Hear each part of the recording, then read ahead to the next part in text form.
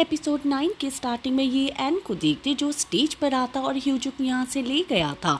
इनसे मिलने के लिए जियोंग वो भी आता है। चॉय ही ऑन ये एन के पास आता है, बताता है कि बाहर कई सारे रिपोर्टर हैं, अब हमें क्या करना चाहिए। ये एन ह्यूजू से कहता है कि मैं पहले जाता हूँ, लेकिन ह्यूजू इसके हाथ को पकड़ती है और कहती है कि हम दोनों साथ में चलेंगे।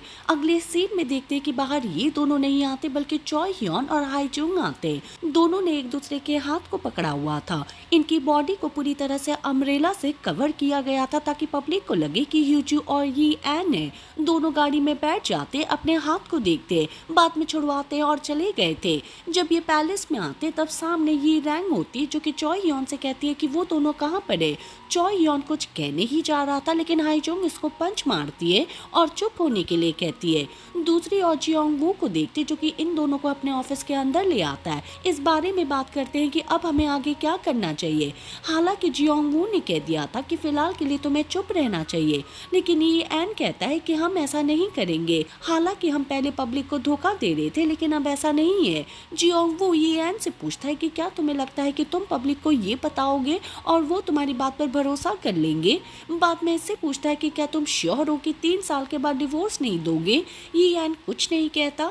ह्यूजू से भी सेम सवाल करता है, ह्यूजू भी कुछ नहीं कहती।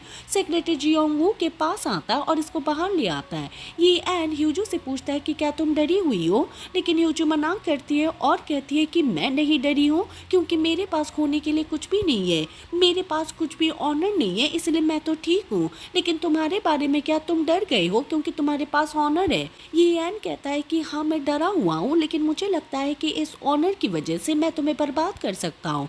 तभी जियोंग वू इनके पास आता है, बताता है कि तुम दोनों को पैलेस में जाना होगा। कल वहाँ पर पब्लिक प्रोटेस्ट करने वाली है क्योंकि उनको लग रहा है कि ये एन ने ये सब सिंहासन पाने के लिए किया है। डायोंग और तेजू को देखते जो कॉन्ट्रैक्ट के बारे में बात कर रहे थे, जहाँ पर ये कहते हैं कि उन दोनों ने हक किया था, किस की थी, उसने उसे अपने बाहों में लिया था, क्या ये सब फेक था। बाद में टीवी ऑन करते जहाँ पर मीडिया वाले ये बात कर रहे थे कि ह्यूजू स्टार्टिंग में वहाँ पर एक इवेंट में गई थी। जब वो पैलेस के अंदर थी तो वहाँ पर आग लग गई, इसीलिए पब्लिक को लगता है कि वो आग ह्यूजू ने लगाई होगी इस इंटेंशन को लेकर। ह्यूजू भी टीवी पर अपने बारे में इसी न्यूज़ को देखती है, लेकिन ये एन टीवी बंद कर देता है। ये रैंग अपनी सेक्रेटरी से बात करती है, ह्यूजू और ये एन के बारे में पूछ रही थी। बाद में सभी को काउंसलिंग हॉल में आने के लिए कहती है क्योंकि हम वहाँ पर एक मीटिंग करेंगे। जैसे ह्यूजू और ये एन पैलेस में आते, सामने हाईजुंग और चॉय ह्योन होते जो कि इन दोनों को काउंसलिंग में आने के लिए कह रहे थे। जैसे ही यहाँ पर आते ये एन सभी को देखता है। ये रैंग से कहता है कि ये सब क्या है, तुमने रिलेटिव क्यों बुलाए, मैं तुमसे अकेले में बात करना चाहता हूँ। लेकिन ये रैंग ऐसा नहीं करती और इसे कई बातें सुनाने लगती है, इसकी इंसल्ट करने लगती है। ये एन इसे फाइट करना चाहता है लेकिन ह्यूजू इसके हाथ को पकड़ती है और ऐसा नहीं करने देती। ये एन गुस्से में अपने रूम के अंदर आता है। ह्यूजू साथ में आती है, इसको रोकती है, इसके हाथ को देखती है और कहती है कि इतनी ज्यादा गुस्से से मुट्ठी कौन दबाता है, तुम्हारे यहाँ पर खून भी आ रहा है। लेकिन ये एन कहता है कि मैं ठीक हूँ। बाद में इसको हक कर लेता है। सुबह हाईजुंग को देखते जो कोर्ट लेडी को ग्रीट करती है, लेकिन सभी इसे इग्नोर कर रहे थे। बाद में चॉय ह्योन इसके पास आता है, दिखाता है कि ये एन के बारे में एक और आर्टिकल पब्लिश हुआ है। बाहर हम देखते हैं जहाँ पर पब्लिक प्रोटेस्ट कर रही होती है और ये एन को रिजेंट के पोजीशन से हटने के लिए कहते हैं। साथ में ये बातें भी होती है कि ह्यूजू वहाँ पर बेहोश हो गई थी, लेकिन हमें लगता है कि उसका इंटेंशन था, उसने जानबूझकर ये सब किया होगा सिर्फ पब्लिसिटी पाने के लिए। पैलेस में जियोंग वू को देखते जो ये एन से मिलने के लिए आता है। ये एन जियोंग वू से कहता है कि मैं और नहीं सुन सकता, पब्लिक को बताना चाहता हूँ कि मेरी वाइफ को पॉइजन दिया गया था, उसको मारने का ट्राई किया गया। लेकिन जियोंग वू डायरेक्ट इससे कह देता है कि बेटर यही होगा कि आपको अपनी पोजीशन छोड़ देनी चाहिए। ये एन इसको देखता है और कहता है कि ये तुम कैसी बकवास कर रहे हो, क्या तुम्हारी ड्यूटी मुझे प्रोटेक्ट करना नहीं है। जियोंग वू कहता है कि लेकिन तुमसे पहले क्राउन प्रिंस को प्रोटेक्ट करना है, जो कि मैं अच्छी तरह से कर रहा हूँ। वैसे पब्लिक क्लेम कर रही है कि तुमने सिंहासन के लिए ये सब किया था, क्या ये सच है। ये एन कहता है कि अगर मैं कहूँ कि हाँ ये सच है तो तुम्हारा रिएक्शन क्या होगा। अब जियोंग वू कॉन्ट्रैक्ट लीक होने के 5 दिन पहले के सीन को देखता है, जहाँ पर ये अपने ऑफिस में होता है। फॉरेंसिक रिपोर्ट आ जाती है, इसे पता चल जाता है कि ह्यूजू को पॉइजन दिया गया था। तभी यहाँ पर एरिम भी आती है। हम ये सीन पहले भी देख चुके हैं। अब एरिम बताती है कि संगवॉन ने मुझे ऐसा करने के लिए कहा था, उसने मुझे एक मेडिसिन मेडिसिन दे दी थी और कह दिया था कि पीस कर इसको येन के कप में डाल देना। अगर तुमने ऐसा नहीं किया तो तुम्हारे भाई की सर्जरी में, जिसका किडनी ट्रांसप्लांट होना है, उसमें देरी हो सकती है।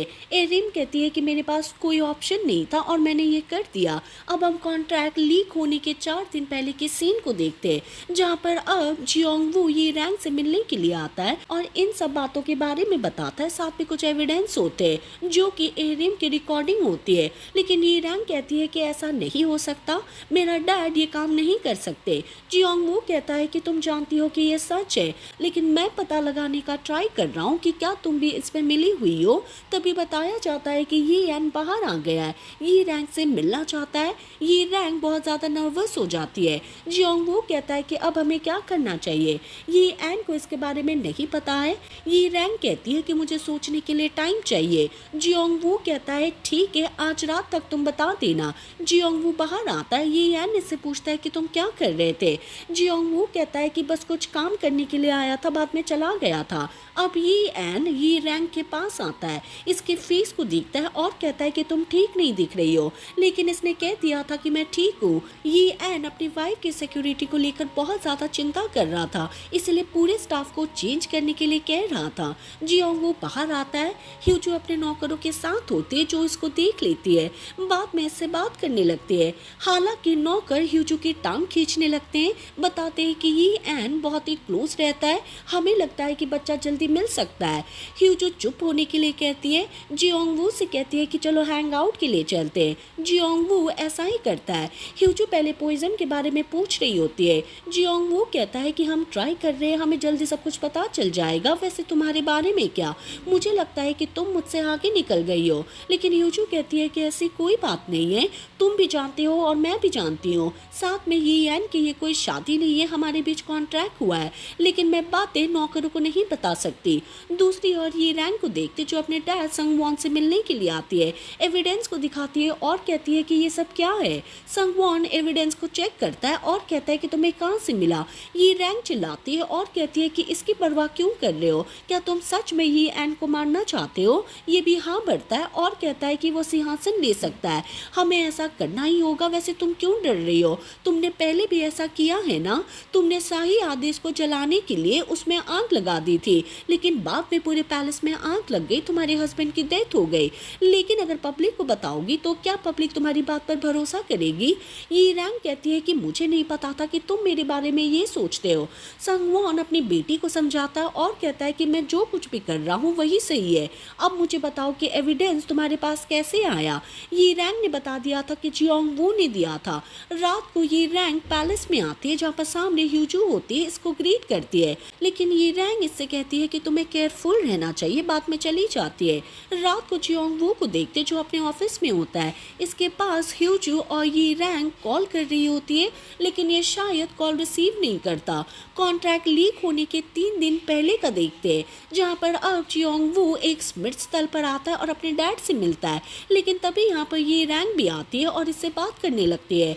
जियोंग वू इससे कहता है कि तुमने क्या सोचा, मुझे पता है कि तुम्हारे डैड ने ये काम किया है, वो ये एन को मारना चाहता है। ये रैंक इससे कहती है कि तुम्हें लग रहा था कि मैं भी एक सस्पेक्ट हूँ, तो तुम एविडेंस को लेकर मेरे पास क्यों आए, तुम सीधे ये एन के पास क्यों नहीं गए। लेकिन मुझे पता है कि ऐसा क्यों है, क्योंकि तुम ह्यूजू को चाहते हो। एक फाइल को देती है जो कि ये एन और ह्यूजू की शादी का कॉन्ट्रैक्ट होता है, इसको दिखाती है और कहती है कि तुम जानते हो कि अगर ये लीक हो जाता है तो क्या होगा, ये एन और ह्यूजू पूरी तरह से बर्बाद हो जाएंगे। लेकिन मुझे पता है कि तुम ह्यूजू को प्रोटेक्ट करना चाहते हो और ऐसा नहीं करोगे। जियोंग वू ह्यूजू के कई सीन को याद करता है जहाँ पर ये प्रूफ हो जाता है कि ह्यूजू ये एन की कितनी केयर करती है। ये रैंक इससे कहती है कि मुझे बता देना तुम्हारा डिसीजन क्या होगा, सोचने के लिए कल तक का टाइम है, बाद में चली जाती है। प्रेजेंट के सीन में आते हैं जहाँ पर जियोंग वू ये एन से कहता है कि तुम्हारा बहिष्कार होने वाला है, तुम इसे अकेले ही टॉलरेट करो, मैं नहीं चाहता हूँ कि इसका इफेक्ट क्राउन प्रिंस पर पड़े, मुझे उसे प्रोटेक्ट करना है।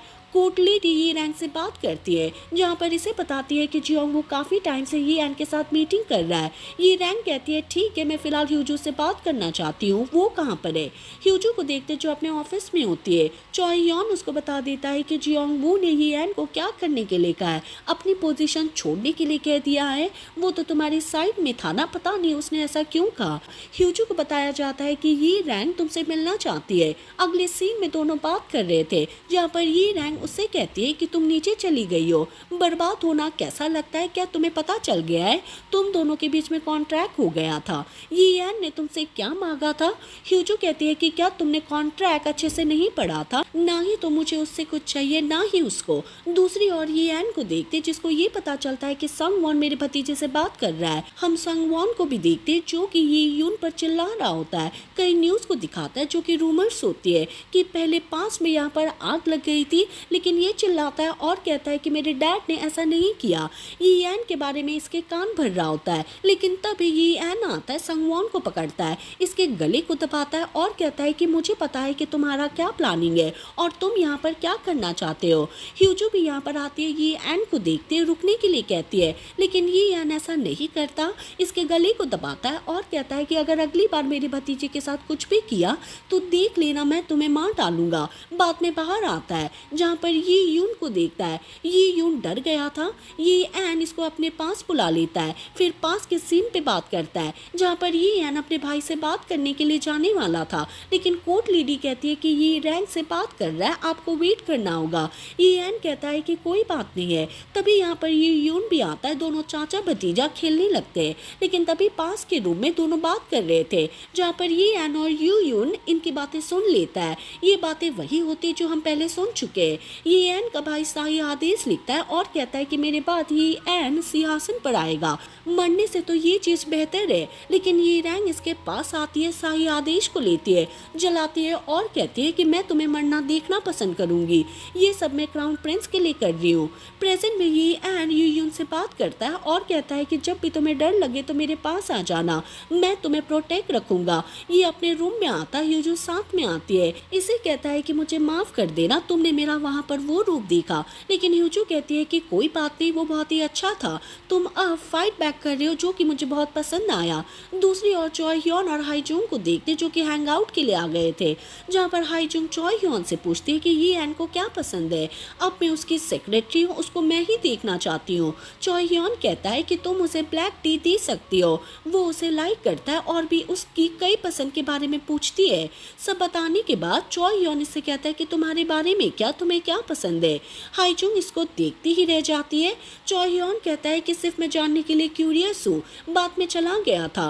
रात को ह्यूजू को देखते जो ये एन के पास आती है, जो कि सोया हुआ था, इसके फेस को टच करती है और कहती है कि तुमने कहा था कि तुम डर गए हो।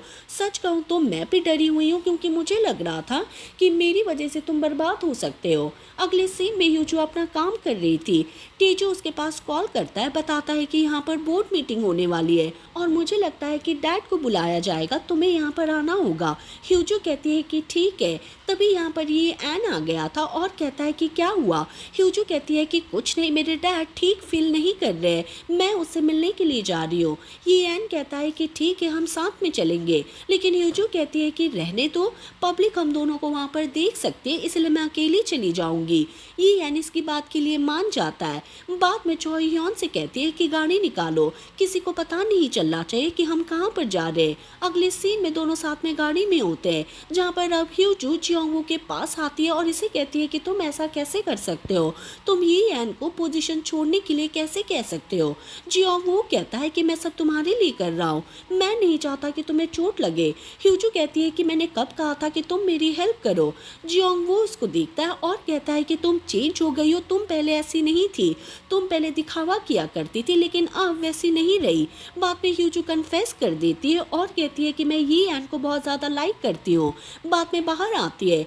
जियोंगवू कहता है कि अब क्या करने वाली हो, क्या अपने डैड से मिलने के लिए जा रही हो। वो भी हाँ भरती है। अगले सीन में देखते अपने डैड के पास आती है, जहाँ पर इसके भाई और भाभी भी होते हैं। ह्यूजू घुटनों के बल बैठ जाती है और कहती है कि मुझे माफ़ कर देना, मैंने आपको धोखा दिया है, मैंने कंपनी के स्टॉक को बर्बाद कर दिया, प्लीज़ मुझे माफ़ कर देना, लेकिन लेकिन मैं चाहती हूँ कि आप लास्ट बार मेरी हेल्प करो, बार बार हेल्प के लिए कहती है।